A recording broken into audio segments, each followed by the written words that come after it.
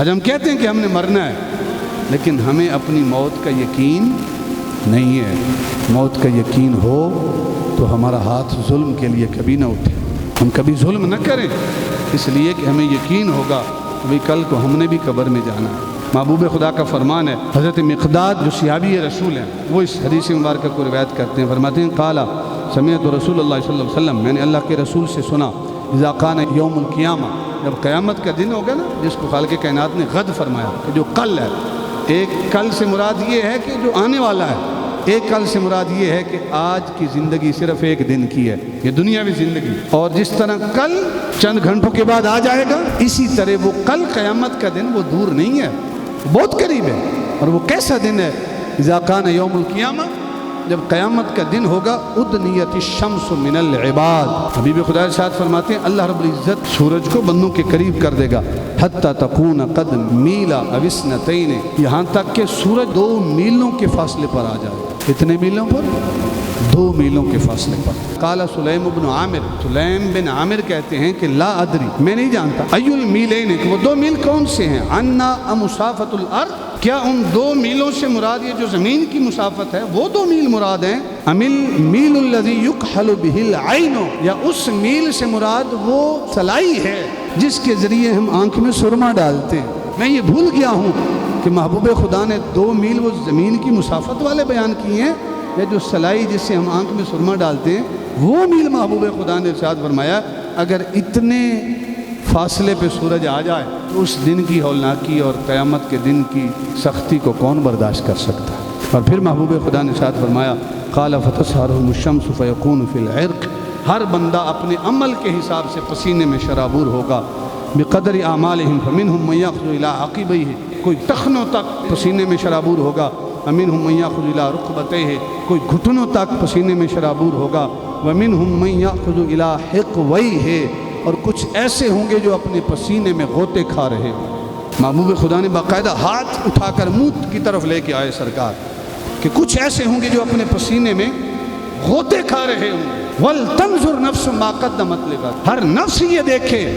کہ اس آنے والے قیامت کے دن کے لیے کیا آگے بھیج رہا ہے۔ رات کو بستر پہ جائیں، بستر پہ ایسے نہ جائیں،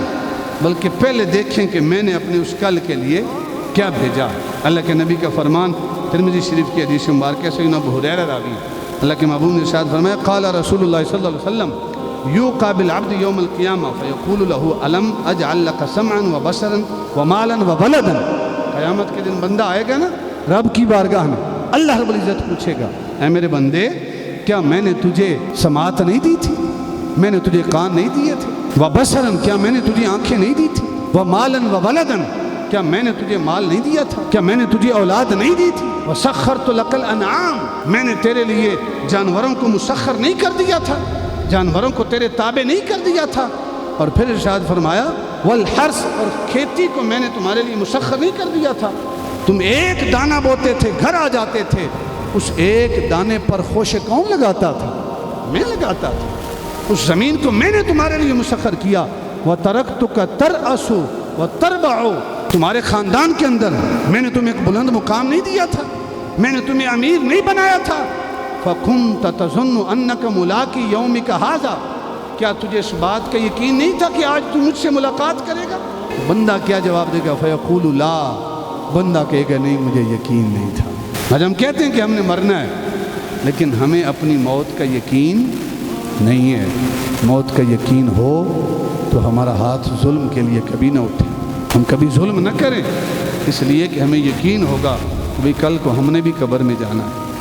تو بندہ کہے گا فیقول لا،